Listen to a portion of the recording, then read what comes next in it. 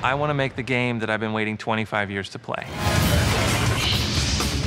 Transformers War for Cybertron really started with a sketch of Bumblebee, and we redesigned that character to modernize it all up to be much more of a realistic adult version. That was that first sketch that we slid across the table to Hasbro and said, what do you guys think? And that's where it all started. I think the approval process for Hasbro, especially nerve-wracking. In a sense, it's like George Lucas looking at you redesigning Luke Skywalker. My name is Aaron Archer. I'm Senior Design Director, and I oversee the Transformers universe for Hasbro. Activision came to Hasbro and said they wanted to make a kind of a breakthrough game, definitely a gamer game. And the original idea was, we've had a couple games that were based on Earth. How about going to Cybertron? And that's a really cool place. It's the home planet of the Transformers. And the early days of that civil war between the Autobots and Decepticons was a story that really hadn't been fleshed out in any format. Hasbro has been fantastic to work with. What they've allowed us to do is take a licensed property and treat it like a brand new IP. To see it grow beyond what our imaginations at Hasbro could be,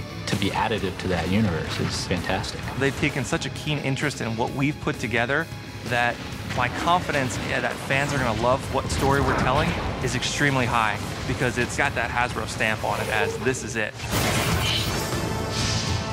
It's an amazing opportunity for us at High Moon Studios to work on creating the canon for what Transformers are going forward. Transformers War for Cybertron takes place on Cybertron. It's their backstory of what they were doing and how they became to be before they ever came to Earth. Because we're not tied to a movie, we're able to tell our own story. This is the Transformers game that they've been waiting for the last 20 years. It's based on the G1 universe. We're showing how Optimus rises into his leadership position. All those things were really cool to explore and build from that people wouldn't expect yet. You know, it's all fuzzy. We all kind of think we know, but you're really going to see it here.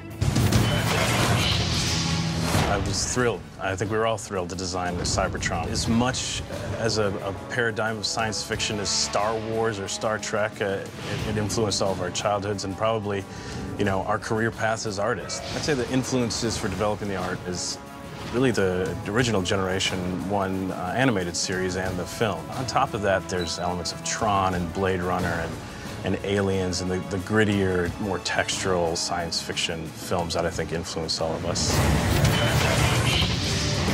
I think Transformers fans will like this game because we took it seriously, we took the property seriously. We have almost a reverence for the original.